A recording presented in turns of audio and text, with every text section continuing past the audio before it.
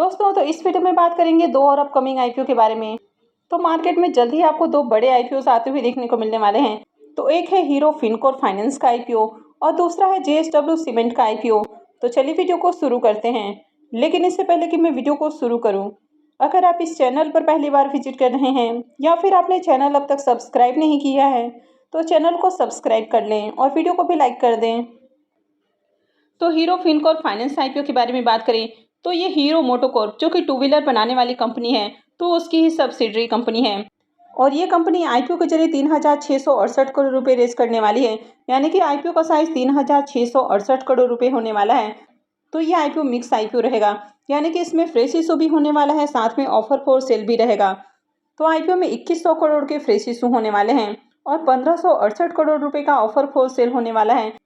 और 1568 करोड़ रुपए के शेयर्स इसके जो एग्जिस्टिंग शेयर होल्डर्स हैं वे सेल करने वाले हैं। अब इस कंपनी के अंदर प्रोमोटर्स की होल्डिंग को देखें तो इसमें मुंजाल फैमिली की जो होल्डिंग है वो 35 से 39% के राउंड आपको देखने को मिल रही है। वहीं पर इसमें 40% की जो होल्डिंग है वो हीरो मोटोकॉर्प की है, यानी कि हीरो मोटोकॉर्प इसकी पेरेंट कंपनी है। इसके अलावा इसमें कुछ इन्वेस्टर्स भी हैं, जैसे अपोलो ग्लोबल है, क्रिस कैपिटल है और क्रेडिट स्विस देखने को मिलता है। और इस आईपीओ में शेयर होल्डर कोटा भी होने वाला है। अब इस कंपनी का जो प्रमोटर है वो हीरो मोटोकॉर्प है। इसकी इस कंपनी के अंदर 40% का स्टेक है। तो जिनके पास भी हीरो मोटोकॉर्प का एक भी शेयर होगा वे शेयर होल्डर कोटा में अप्लाई करने के लिए एलिजिबल हो जाएंगे, या जिनके पास अभी शेयर नहीं भी है तो वे हीरो मोटोकॉर्प का एक शेयर बाई कर सकते हैं, ताकि वे हीरो जो फिनकॉर्प का आईपीओ आएगा तो उसमें शेयर होल्डर कोटा में भी अप्लाई करने के लिए एलिजिबल हो जाएंगे। अब किसी भी कंपनी का जब आईपीओ आता है और आप शेयर होल्डर कोटा के लिए एलिजिबल होते हैं तो आपको डबल बेनिफिट मिलता है।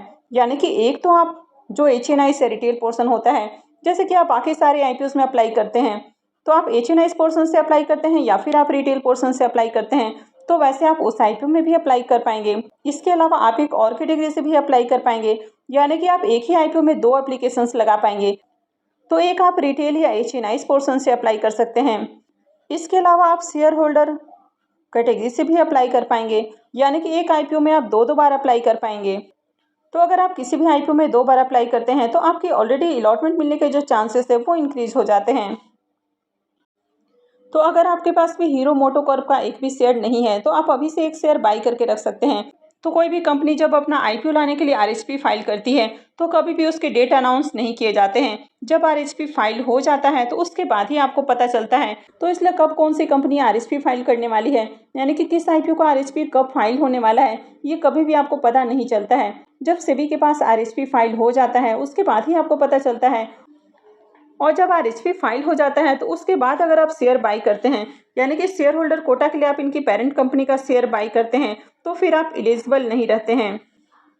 यानी कि आपको आरएचपी फाइल करने से पहले ही आपके डीमेट अकाउंट में शेयर्स होने चाहिए, तभी आप शेयर होल्डर कोटा के लिए एलिजिबल हो सकते हैं। अब ये जो हीरो फिनकॉर्प फाइनेंस कंपनी है ये एक एनबीएफसी कंपनी है, यानी कि कंपनी यहाँ पर अलग अलग तरह की कैटेगरीज में लोन देती हुई देखने को मिलती है। तो कंपनी रिटेल, माइक्रो, स्मॉल और मीडियम इंटरप्राइजेस को लोन देती है, और इसके अलावा कंपनी टू व्हीलर और कई सारे अलग अलग तरह के छोटे छोटे लोन भी देने का काम करती है।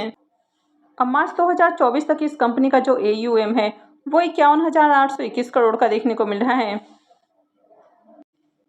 अब ये जो कंपनी आईपीओ से फंड रेज करने वाली है तो उसका यूज फ्यूचर फंडिंग नीड्स के लिए करने वाली है, यानी कि लेंडिंग एक्टिविटीज के लिए करने वाली है। अब इस कंपनी के डेट की बात करें तो अब तक कंपनी के डेट अनाउंस नहीं किए गए हैं। जब कंपनी की ओर से आरएचपी फाइल किया जाएगा तब इनके डेट अनाउंस होंगे। तो जब तक इस आईपीओ के लिए आरएचपी फाइल नहीं किया जाता है तब तक आपके पास एक मौका है, आप हीरो मोटोकॉर्प के एक शेयर को बाय कर सकते हैं, ताकि आप शेयर होल्डर कोटा के लिए एलिजिबल हो जाएं। अब इसके साथ ही एक और कमेंट भी आता है कि शेयर को कब तक बाय करें, तो आप कभी भी बाय कर सकते हैं। अब कंपनी कब आरएचपी फाइल करने वाली है ये किसी को भी पता नहीं होता है, तो इसलिए आप कल के कल जाकर बाय कर सकते हैं। तो कंपनी आरएचपी फाइल करे उससे पहले आपके डीमेट अकाउंट में हीरो मोटोकॉर्प का शेयर होना चाहिए, तभी आप शेयर होल्डर कोटा के लिए एलिजिबल होंगे। तो चलिए अब जेएसडब्ल्यू सीमेंट आईपीओ को भी देख लेते हैं। तो जेएसडब्ल्यू सीमेंट आईपीओ के बारे में भी बात करें तो इनकी ओर से भी फ्राइडे को ही सेबी के पास टीआरएचपी फाइल किया गया है, यानी कि आईपीओ का जो साइज होने वाला है वो 4,000 करोड़ रुपए का होने वाला है। यानी कि कंपनी आईपीओ के जरिए 4,000 करोड़ रुपए रेज करने का प्लान कर रही है। लेकिन कंपनी आईपीओ से पहले प्री आईपीओ प्लेसमेंट का भी विचार कर रही है। तो कंपनी यहाँ पर प्री आईपीओ प्लेसमेंट के जरिए 400 करोड़ रुपए रेज करने का प्लान कर रही है। यानी कि आईपीओ का साइज आपने देखा कि 4,000 करोड़ का है और कंपनी प्री आईपीओ प्लेसमेंट में 400 करोड़ रुपए रेज करने का प्लान कर रही है। तो अगर कंपनी प्री आईपीओ प्लेसमेंट से 400 रुपए रेज कर पाती है तो उसके बाद आईपीओ का जो साइज है वो ऑटोमेटिक कम हो जाएगा, यानी कि आईपीओ 3600 करोड़ रुपए का हो जाएगा। अब इस आईपीओ को देखें तो ये भी मिक्स आईपीओ रहने वाला है, यानी कि इसमें भी फ्रेश इशू के साथ ही ऑफर फॉर सेल भी होगा।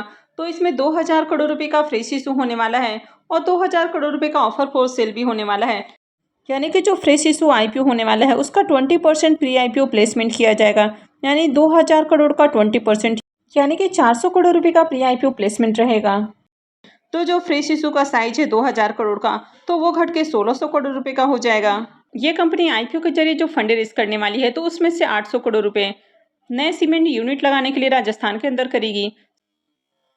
720 करोड़ रुपए का यूज कंपनी कर्ज के भुगतान के ऊपर खर्च करने वाली है और जो रेस्ट पोर्शन है उसका यूज जनरल कॉर्पोरेट पर्पस के ऊपर किया जाएगा। इस कंपनी के ऊपर देखें तो फिलहाल 5835 करोड़ से भी ज़्यादा का कर्ज है, तो कंपनी के ऊपर डेट काफ़ी हेवी है। तो कंपनी आईपीओ से जो फंड रेज करेगी तो उसमें से 720 करोड़ रुपए कर्ज के भुगतान के ऊपर खर्च करने वाली है। तो 13 साल के बाद जेएसडब्ल्यू ग्रुप का आईपीओ आ रहा है। और यहाँ पर अगर बात करें सीमेंट इंडस्ट्रीज़ की, तो सीमेंट इंडस्ट्री का 2021 में नोवोको विस्टा कॉर्पोरेशन आईपीओ आया था, जो कि 5000 करोड़ का आईपीओ था। वैसे इस आईपीओ में भी शेयर होल्डर कोटा हो सकता है, क्योंकि ये भी जेएसडब्ल्यू ग्रुप की कंपनी है, लेकिन अभी आईपीओ के पेपर ही फाइल हुए हैं, यानी कि अभी आईपीओ का डीआरएच ही फ्राइडे को फाइल किया गया है। तो अभी आईपीओ को सेबी की ओर से मंजूरी मिलेगी, इसके बाद आगे के प्रोसेस आपको देखने को मिलेंगे। तो अभी इस आईपीओ में फिलहाल शेयर होल्डर कोटा के लिए कोई भी शेयर बाई नहीं करना है, तो अभी सेबी की ओर से मंजूरी मिलेगी, इसके बाद ही आगे का प्रोसेस करना है। लेकिन अभी दो बड़े आईपीओ आने वाले हैं जिनमें शेयर होल्डर कोटा होने वाला है। एक है बजाज हाउसिंग फाइनेंस का आईपीओ और दूसरा है हीरो फिनकॉर्प का आईपीओ। तो बजाज हाउसिंग फाइनेंस के लिए आपके पास बजाज फाइनेंस या बजाज फिनसर्व के शेयर होने चाहिए, और हीरो फिनकॉर्प में शेयर होल्डर कोटा में एलिजिबिलिटी के लिए आपके पास हीरो मोटोकॉर्प के शेयर होने चाहिए। तो आपको हीरो मोटोकॉर्प और बजाज फाइनेंस इन दोनों के एक एक शेयर को अभी से बाई करके रख लेना है, यानी कि कल ही आप इनके एक शेयर को बाई करके रख सकते हैं, क्योंकि बजाज हाउसिंग फाइनेंस का भी आईपीओ का डेट कभी भी अनाउंस हो सकता है, यानी कि कभी भी उनकी ओर से आरएचपी फाइल हो सकता है। और हीरो फिनकॉर्प आईपीओ का भी कभी भी आरएचपी फाइल हो सकता है। ये दो शेयर कम से कम बाई कर लेने चाहिए, ताकि आप जो दो बड़े आईपीओ आ रहे हैं तो उनमें शेयर होल्डर कोटा में भी पार्टिसिपेट कर पाएँ। तो आई होप कि आपको वीडियो अच्छी लगी होगी। तो अगर आपने इस वीडियो को अब तक लाइक नहीं किया है तो वीडियो को लाइक कर दें और चैनल को भी सब्सक्राइब करके रखें। और वीडियो को अंत तक देखने के लिए आप सबको बहुत बहुत धन्यवाद।